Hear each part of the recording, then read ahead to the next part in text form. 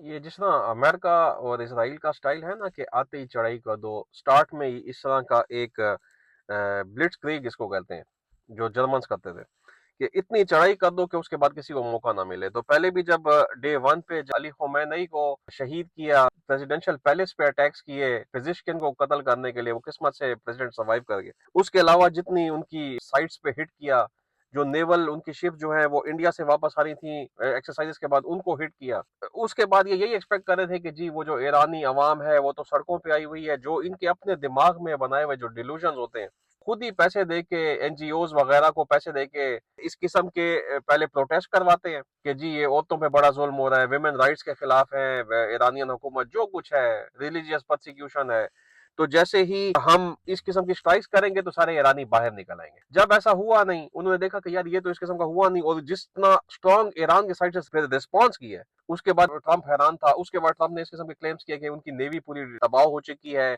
अच्छा, उसके अलावा मिसाइल्स जो हैं वो देखें स्टार्ट में कितने ज्यादा रहे थे, अब तो हमारे ऊपर मिसाइल इतने हिट नहीं करे। तो एक दो दिन पहले ईरान ने उतनी ही उससे ज्यादा सीरियस, पहले दिन से ज्यादा, अभी तक 20 दिन के जंग में जो सबसे ज्यादा बड़े अटैक्स किए वो अभी ईरान ने एक आध दिन पहले किए। क्यों? ये दिखाने के लिए, अगर तुम लोगों का ख्याल है कि पहले दिन पे लॉन्चिंग साइट्स बहुत ज्यादा थी और अब तो बड़ा नुकसान हो चुका है, तो अब तो फिर इसराइल में मिसाइल्स नहीं आने चाहिए, तो फिर ये क्या, ये कहां से आ रहे हैं? दूसरा, जिस तरह अली खुमैनी को इन्होंने असैसिनेट किया, तो उसी तरह एक दो दिन पहले पहले इन्होंने, इनका तरीका होता है कि पहले ये इंसाइट करते हैं। इन्होंने ईरानियों को इंसाइट किया कि देखिए सारे जो डिफेंस सेक्रेटरी है पीट हेग्सेट, ये सारे देखें छुप के बैराक्स की तरह छुप के बैठ गए हैं, ये छुपे पड़े हैं बिलों में, ये बाहर नहीं निकल रहे।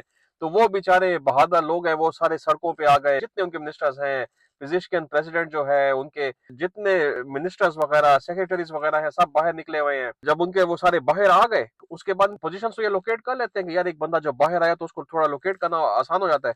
उसके बाद वापस स्ट्राइक्स किए हैं, और एक आध दिन पहले जो है इन्होंने जो उनका इंटेलिजेंस चीफ था उसको भी कत्ल किया है, और एक दो इनके और बड़े सीनियर ऑफिसर्स थे उनको भी कत्ल किया है। उसके बाद इसराइल ने कहा कि अब तो फिर ईरान बैकफुट पे है, क्योंकि इनको तो हमने दो तीन स्ट्राइक्स ऊपर नहीं चाहिए, वापस इनके असैसिनेशंस कर लिए।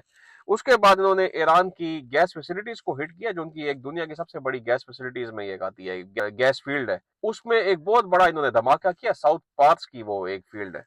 उसके बाद ईरान ने इन रिस्पॉन्स इन्होंने फिर तेल अवीव के ट्रेन स्टेशन को भी हिट किया है, और हाइफा की जो रिफाइनरी थी उसको भी हिट की। ठीक है, तो और उसके बाद सबसे बड़ी जो अभी तक 20 दिन में जो मिसाइल्स की स्ट्राइक थी वो ईरान ने इसराइल के ऊपर की है, कि अगर इनको ये गलत फहमी है कि बस अब मिसाइल हमारे पास खत्म हो गए तो ये एक बार वापस इनको करके दिखाए।